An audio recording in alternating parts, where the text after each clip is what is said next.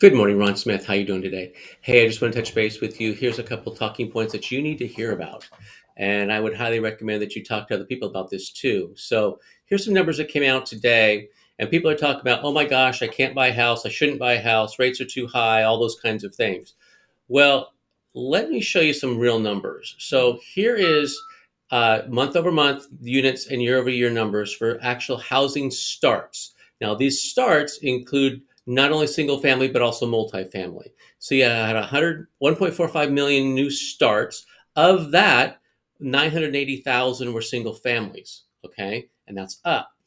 But as far as completions, this is actually good news. You had 132 or 1.32 million completions, but of that, 1.02 million of those were again single family. That's good news for this. But here's what's coming down the pike.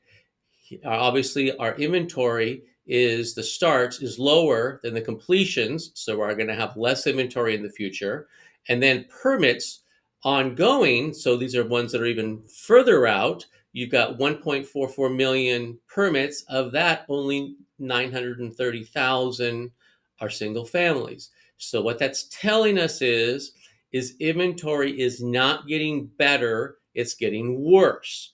Now, the other problem is current housing formations, 2.07 million is this is what expected for 2023. Actually, it's through July of 23. So think about this for a second. You got 2.07 million people creating housing formations. And a housing formation is someone's moving out of their home from mom and dad or whatever, or someone's getting divorced. And so you've had one household, now you have more than one household. So that's a housing creation.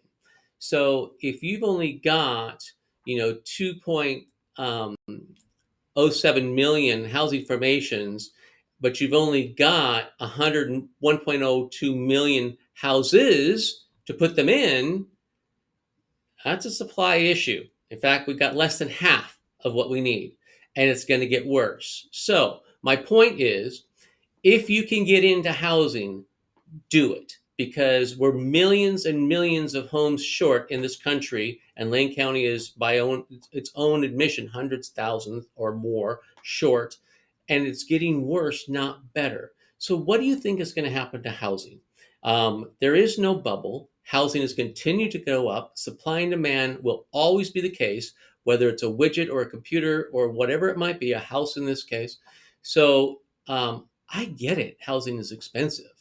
And my heart truly goes out for the first time homebuyers trying to get into a home because it's hard. But if you can do it, get into housing. There's just no other way to say it. It's a phenomenal investment. I mean, housing is, but there are five indices that watch housing. One says, and again, this is 2023, right, that we should see an increase of 5% in housing this year. Another one says 6, another one says 7, and the other two say a 10% appreciation rate. Again, those are nationwide numbers.